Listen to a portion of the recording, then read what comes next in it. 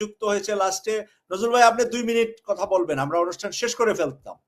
আজকে কথা হচ্ছে নজরুল ভাই একটু শুনেন, আজকে আপনি সিলেটের মানুষ, আমি জানি আজকে হাসনাত আব্দুল্লাহ সিলেটে বলেছে চাঁদাবাজ, দখলবাজ, দুর্নীতিবাজদের জায়গায় বাংলার মাটিতে হবে না।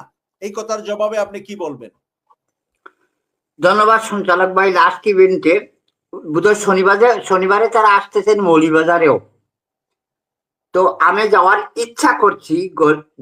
এই কথাটা তারা সত্যিই বলেছে, তবে 48 লক্ষ টাকার একটা চাঁদা, মানে অন্য পক্ষরা বলছে চাঁদাবাজি, আর ওনারা বলছে ডোনেশন 7 লক্ষ টাকা প্রাইমারি অবস্থায় এক মহিলা দিয়েছে।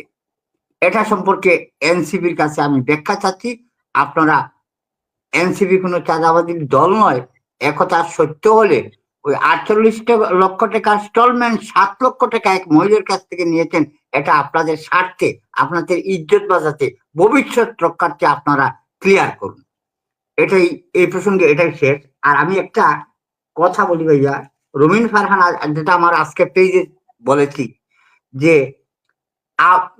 আওয়ামী লীগের 30% ভোট কমে 25%, এই ধরনের একটা দলকে বাদ দিয়ে কিভাবে সুষ্ঠু নির্বাচন হতে পারে? আমি রুমিন ফারহানাকে প্রশ্ন করতে চাই, আপনি একজন ব্যারিস্টার মানুষ, কিভাবে এই কথাটা বললেন?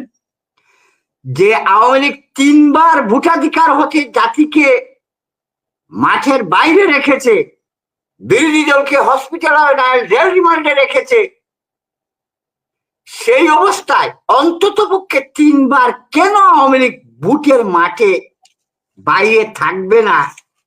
এটা তো মেনে নেওয়া যায় না। আসলে শেষ 2টি লাইন বলেই দিয়ে শেষ করি, কোন রাজনৈতিক দলের প্রতি আমাদের আস্থা নাই, এটা তো একটা সার্বজনীন কথা। যে ধানের চাষি পাকা ধানে উড়াদুরা মই, কড়াই মাঝে বাজলে চিটা যায় কি পাওয়া খই। 5ই আগস্টের পরে বিএনপি এর কেন্দ্রীয় নেতারা আসলে ধান নয় চুষা। ফখরুল ইসলামকে প্রশ্ন করতে চাই, আপনি তো ধানের কেন্দ্রীয় চাষি, আমাদের একজন কৃষক 20 শতক জমি রোপণ করতে পারে, আপনি কি 1 শতক রুইতে পারবেন? রুমিন ফারহানাকে বলতে চাই, আমাদের গ্রামের বোনেরা, খালা চাষিরা এখনো 30-35 কেজি ধান কাঁধে নিয়ে, আপনারা তো ধানের কেন্দ্রীয় লিডার, আপনাদের বাস্তব কোনো অভিজ্ঞতা নাই, এসব কথাবার্তা বলে আপনারা বিএনপিকে ধ্বংস করছেন, পরিণাম ভালো হবে না। ধন্যবাদ সবাইকে।